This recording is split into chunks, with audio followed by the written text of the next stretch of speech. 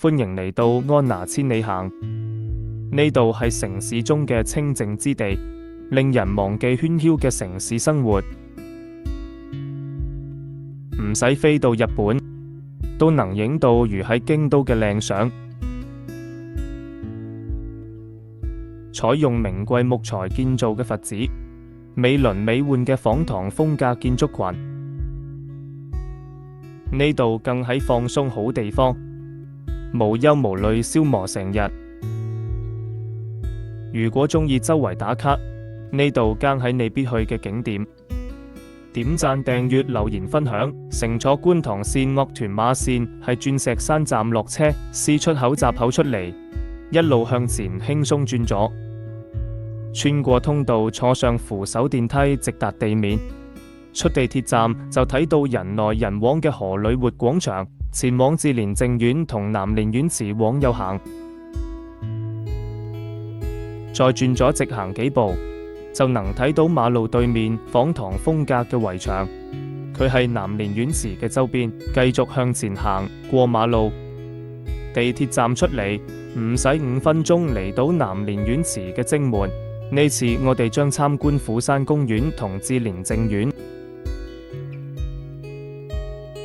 虎山公園分為3個部分：南蓮苑池、西蓮苑同東蓮苑，位於鳳德道兩邊，呈半環狀包圍志蓮淨苑。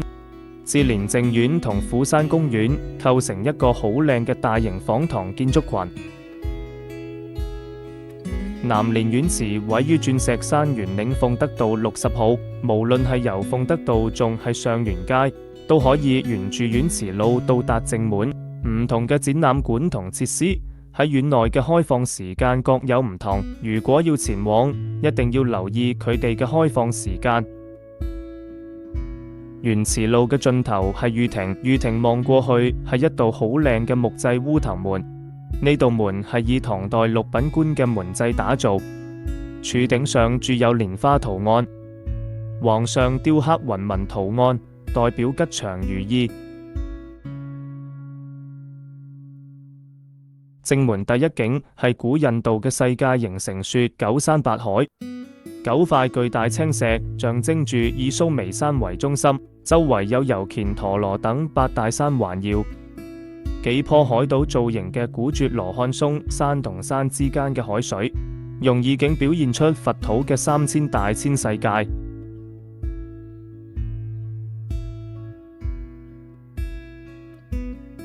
院內入口嘅牌匾係國學大師饒宗頤題名，呈現書法嘅奇逸古絕之美。南蓮苑池喺康樂及文化事務署轄下嘅公園，佢喺2006年正式對外開放。志蓮苑每年以1蚊嘅費用象徵式租金租用，負責園池嘅管理、營運同保育。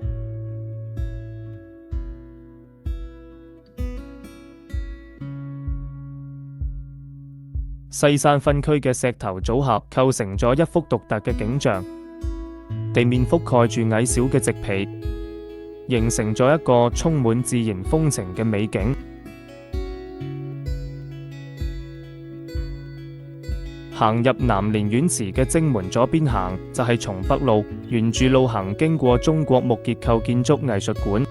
呢座藝術館採用唐朝圓山頂式建築風格，顯得非常溫馨而典雅。行入館內會睇到明代、遼代同唐代建築嘅實物模型，每一件都係中國木結構建築嘅精品。佢哋凝聚咗古代工匠嘅智慧，係中國古建築嘅天花板。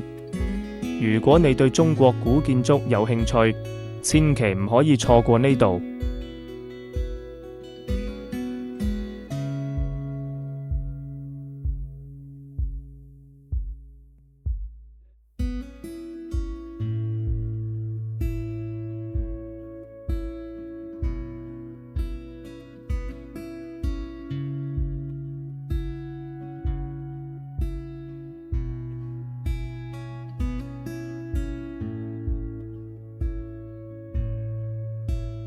領略中華古老建築嘅魅力之後，繼續遊覽呢個仿唐園林。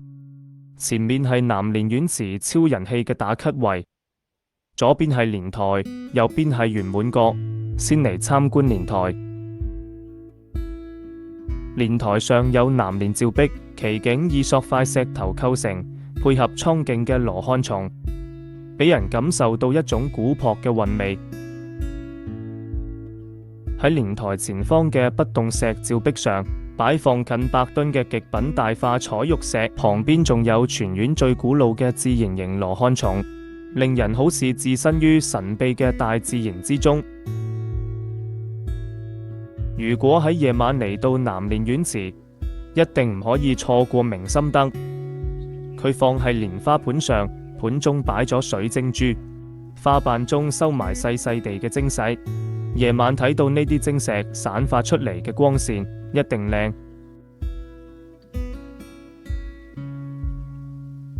明心燈日軌十分特別，日軌上刻有天文儀仗圖，8個斜面都標有時刻。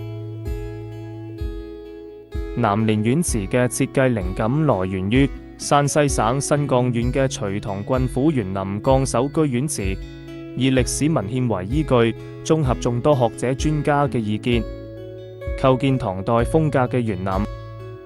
院內以花木、柏樹、槐樹等植物為主題，題谷地貌為骨架，水為主體，構造以供市民、遊客遊覽嘅中式園林。嚟到南蓮院祠，一定要喺圓滿閣影幾張相。佢位於至寧苑嘅中軸延長線上，呈八角形，重現咗唐代建築嘅風貌。塔頂配有水晶飾品，被8粒寶珠包圍。有2座橋可以通往圓滿閣，佢哋分別係紫橋同五橋。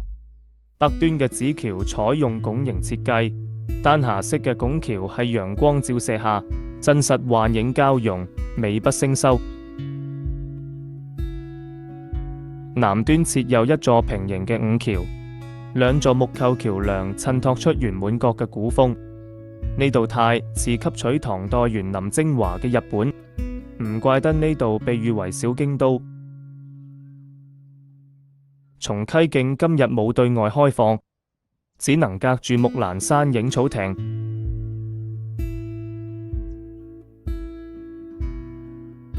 草亭嘅隔籬係石館，石館同盆景廊相連成一組佈局。盆景院展示嘅係嶺南派盆景，佢哋來源於自然，但超越咗自然，既有形體美又意味深長。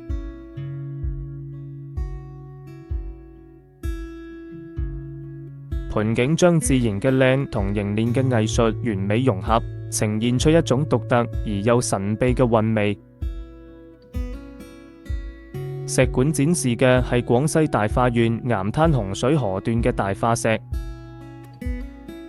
呢種採玉石形成於古生代二疊系，至今約2.8億年，化石肌理變化有序，色調自然，色彩艷麗古樸。細沙鋪地，上面放置大化石，構成微型山水園林景觀。用沙石嚟代表水，山由石塊嚟表現，注重顯示純自然嘅天成之美。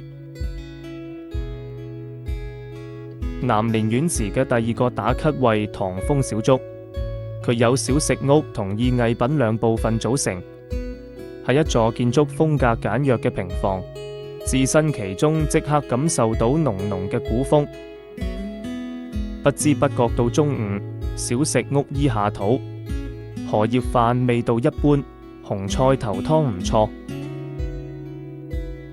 繼續行前面係松東路，南蓮院祠另一個網紅打卡位，水車磨坊同碗月祠。水車磨坊採用檜木建造，頂部覆蓋葦草。水力推動水車旋轉，由鋼軸心帶動水隊連貫石磨。喺呢度影相真心靚。水車磨坊嘅後面通往龍門樓，南蓮院祠嘅一家素食餐廳。聽講入面嘅齋菜味道唔錯，有興趣嘅朋友可以去試下。智慧亭位於公園東端，係園池嘅最高點。佢嘅外圍係交通迴旋天橋連接點。瀑布嘅潺潺水聲起到隔音，另外水流都有除塵嘅作用。水景同綠化環境嘅設計讚。水車、瀑布，一處讓人心曠神怡嘅好地方。快啲嚟南蓮園池行下啦！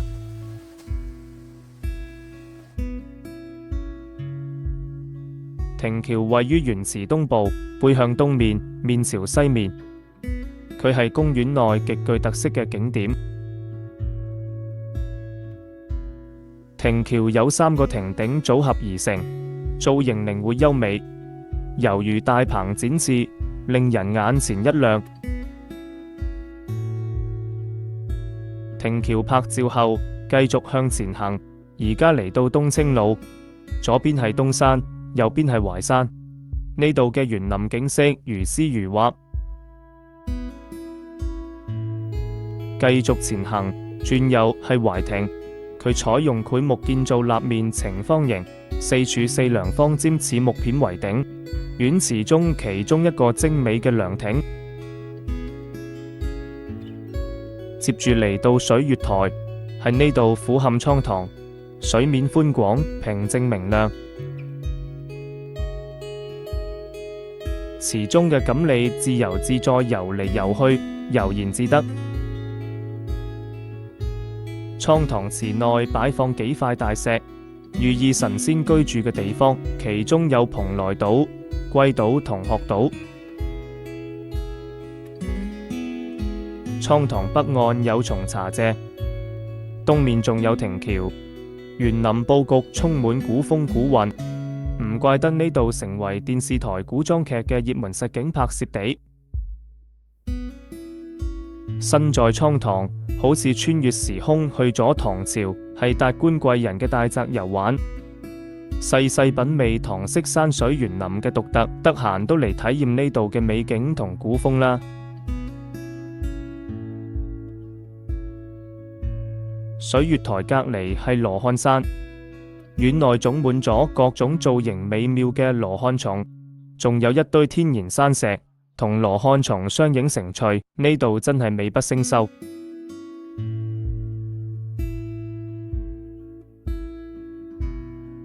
飛石路通往臥龍橋，然後進入迴旋亭，感覺道路已經斷絕，但轉眼間柳暗花明又見一村。向海軒位於園池嘅南邊，呢座唐式4合院建築由回廊圍合而成，庭院佈局獨特，中庭配有山石，仲有造型奇特嘅九類香，青草覆蓋地面，清雅宜人，景色詩情畫意，令公園更具魅力。香山上遍佈住各種香樹，有桂花、九類香、含笑，仲有古樸、奇異、珍稀嘅木化石藏身其中。行到呢個地方，好似身處係神秘嘅大自然中。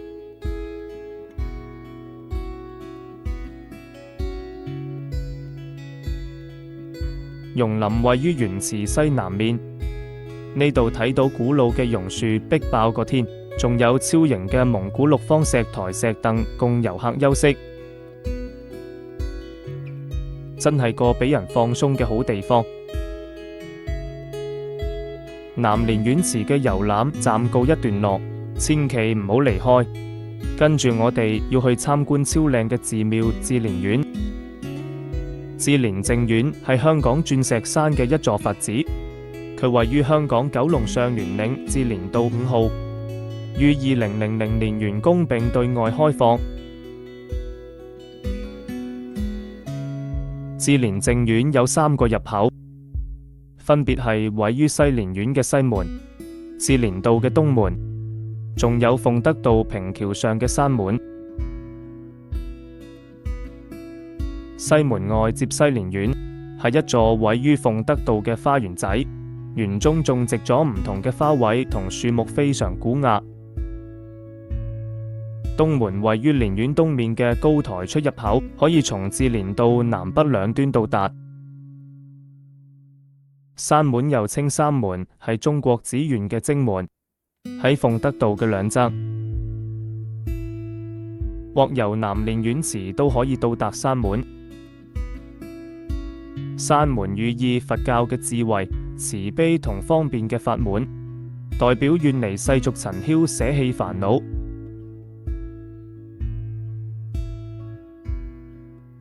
志蓮淨苑採用三進三重門、三院四祠一塔仿唐建築風格，以傳統中軸線為主體佈局，建造對稱、均衡、有唐朝風格嘅建築群。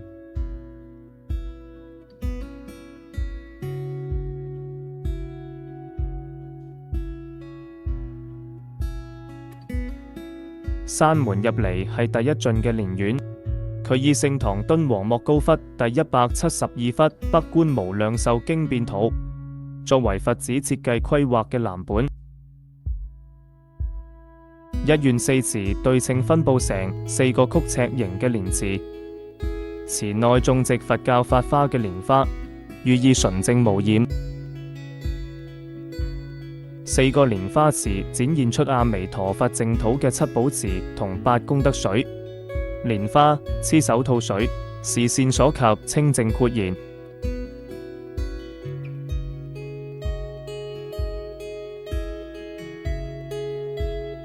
天王殿係第一進最高嘅建築物，佢嘅西面係鼓樓，東邊係鐘樓，佢哋構成唐代雙樓一殿嘅建築佈局。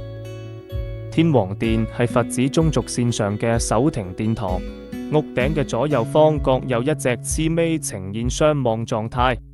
鐘樓、鼓樓盞尖頂上蘇眉座寶珠各有一粒。前往天王殿樓梯嘅兩邊，各有一座漢白玉石製嘅經洞，西面經洞刻有漢文陀羅尼經咒，東面經洞刻有悉檀梵文陀羅尼經咒。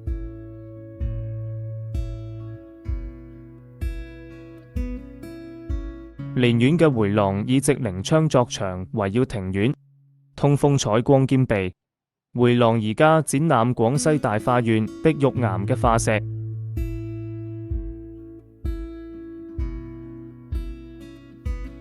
第二進嘅天王殿對住大雄殿，中軸線上放置刻有12生肖嘅銅爐，照禮大雄殿。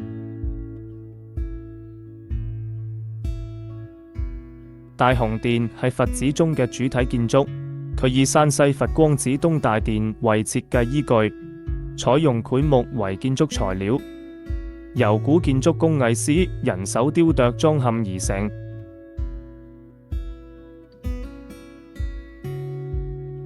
正脊兩端嘅脊春上有仿唐式貼金大螭尾，寓意化育普施。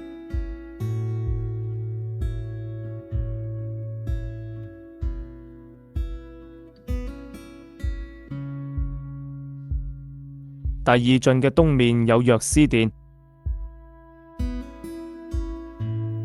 西面係觀音殿，佢哋係中軸線東西兩面嘅建築物，佈局對稱和諧，宏偉莊嚴。第二進嘅庭院中種植咗好多棵羅漢松，彰顯界定為